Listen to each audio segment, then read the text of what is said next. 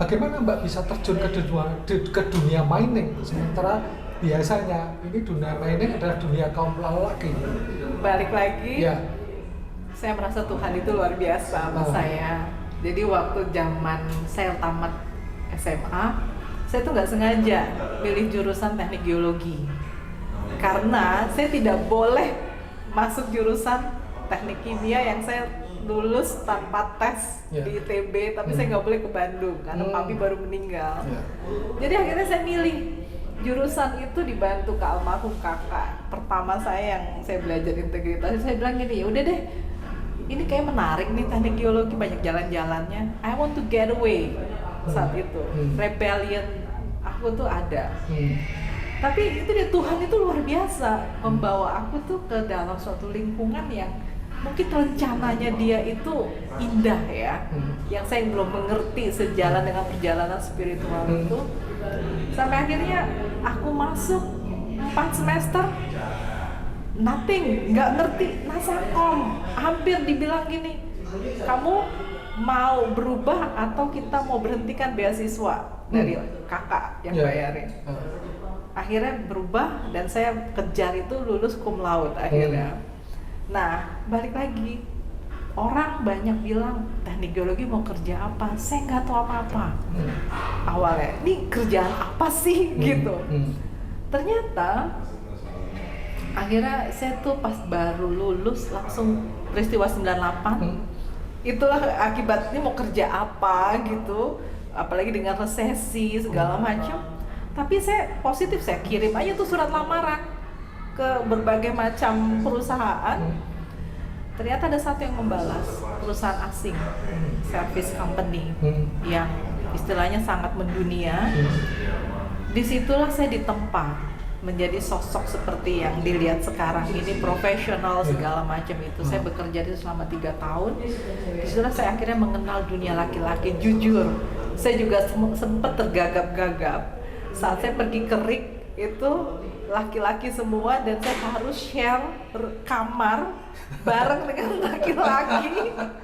Dan itu saya diajarin gini, kamu maaf ya, hati-hati letakin underwear itu seperti gimana, mau dicuci seperti gimana, karena apa, nanti bisa disalahgunakan sama mereka. Jadi itu jadi bahan-bahan jokes yang saya harus terima saat itu.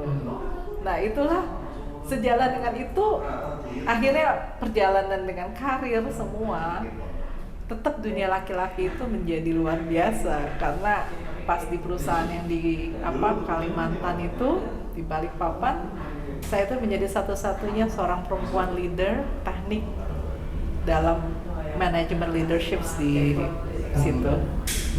Dan itu saya harus menerima jokes-jokes para pria itu. Yang kadang kalau saya udah nggak tahan, I have to step back. Saya bilang sama atasan saya nggak ikut meeting dulu ya, gitu.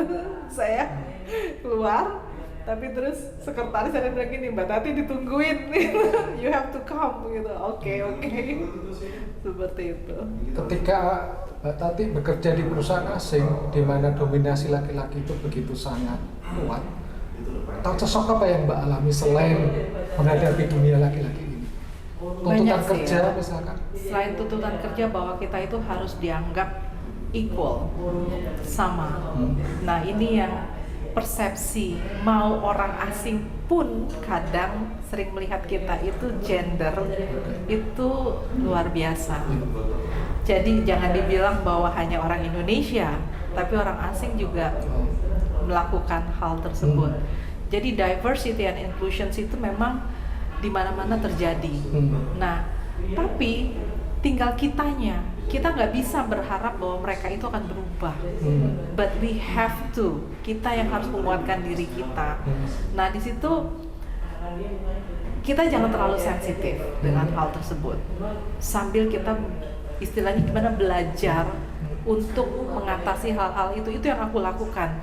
Kalau aku nggak begitu, aku nggak akan bertahan selama itu di perusahaan yang dominasi laki-laki dengan kelakuan macam-macam. istilahnya dengan yang kita alami persekusi, sexual harassment, body shaming itu ada di situ semua. Tapi balik lagi, the way how we would like to deal with that itu yang kita harus pelajari sih ya. Dan memang aku pintar-pintar bawa diri aja, bawa kata-kata, bagaimana bersikap, semua sampai akhirnya mereka memiliki persepsi, oh sama Tati nggak bisa begini, oh sama si A bisa begini, seperti itu. Kalau kita bicara etos kerja orang asing dan orang Indonesia itu kan sangat berbeda. Betul. Kalau kita kan alon-alon atau kelakon, kalau orang bule kan pasti tidak seperti itu. Nggak bisa. Nah, bagaimana Mbak bisa mengolah cara etos kerja seperti itu sebagai orang Indonesia bekerja di lingkungan asing? Ini luar biasa yang aku bilang, Tuhan itu luar biasa. Saya dipersiapkan di perusahaan pertama saya itu perusahaan service company. Itu yang benar-benar menempa saya itu istilahnya shaping. Itu saya harus siap dengan dunia kerja asing seperti itu. Jadi perusahaan service company itu yang benar-benar kita tuh harus berpikir lebih awal dibandingin orang-orang lain. Kita itu harus menempatkan diri kita itu seperti apa. Jadi tuh benar-benar secara karakter, secara pola pikir semua itu di-blending. Jadi kelihatan Tuhan itu menyiapkannya itu sampai kepada akhirannya. Itu the process was great.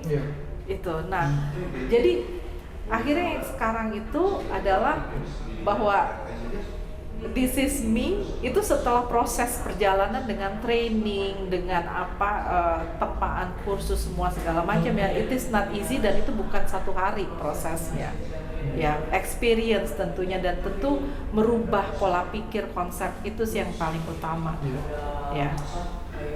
Setelah sekian tahun bergelut dan tahu dunia mining di Indonesia, menurut Mbak, apa yang mesti kita perbaiki di Indonesia ini? Banyak. Khususnya tata kelola. Itu disertasi saya di S2.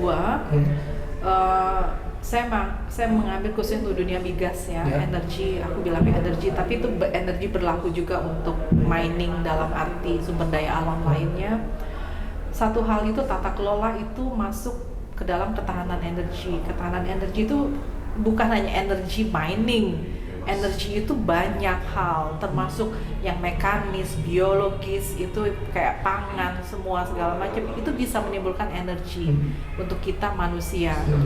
Nah, di sini Indonesia itu kaya akan sumber daya alam. Aku bilangnya sumber daya alam yang bisa menjadi energi. Nah, disinilah tinggal kita bagaimana mengolahnya, tapi tata kelola kita itu masih jauh dari sempurna atau jauh dari angka 8. Ini yang harus diperbaiki. Banyak hal sistematik dan itu saya melihatnya gini, sampai dengan detik ini rakyat belum sejahtera karena sumber daya alam. Sedangkan kita pernah mengalaminya itu era keemasan berapa tahun dulu sebelum akhirnya harga minyak turun, naik lagi, turun lagi ya. Itu Indonesia rakyatnya tidak bisa merasakan itu dengan baik. Karena kita jadi seperti kayak orang Saudi atau negara-negara Middle East lainnya. Sebetulnya bisa saat itu. Tapi kenapa tidak? Momentum itu hilang. Momentum itu hilang. Kenapa? Karena saking banyaknya kepentingan kelompok yang akibatnya tata kelola itu tidak dimanfaatkan dengan baik. Itu satu. Kita butuh figur pemimpin yang memiliki hati, integritas, komitmen, niat, at least niat untuk meletakkan itu semua tatanan itu dengan baik. Satu sih yang penting, aku melihatnya gini, kita mengacu kepada Pancasila, yaitu apa? Keadilan sosial bagi seluruh rakyat Indonesia. Itu yang harus dipegang. Kalau itu nggak ada, forget it. Apakah bisa dikatakan misalnya ide Pak Jokowi membuat smelter di Gresik atau di mana itu dalam konteks menyejahterakan rakyat kita? At certain point possible, tetapi balik lagi tidak bisa itu secara masif dan tidak bisa itu secara sistemik langsung berubah. No. Kenapa? Karena inilah kebiasaannya, the system. Aku nggak bisa bilang person to person, nggak bisa, atau leader to leader, nggak bisa. tapi aku bilangnya sistemik. Sistem kita itu tidak ada terintegrasi, tidak tersynchronize one to another. Nah, itu yang membuat akhirnya pada saat smelter itu dibangun di Gresik, let's say, yang akan jadi ini dalam waktu dekat, yang Freeport bangun, apakah itu bisa dirasakan oleh seluruh rakyat yang lain? Keadilan sosial bagi seluruh rakyat Indonesia? Might be, tapi mungkin juga tidak, karena Gresik mungkin yang bisa merasakan itu. Dengan undang-undang otonomi daerah, segala macam. Jadi mungkin hanya di situ, tapi kalau kita bisa mengintegrasikan itu semua menjadi satu end-to-end, hulu ke hilir sistem. Makanya aku bilang tadi tata kelola kebijakan itu yang harus dirubah. Itu akan luar biasa for this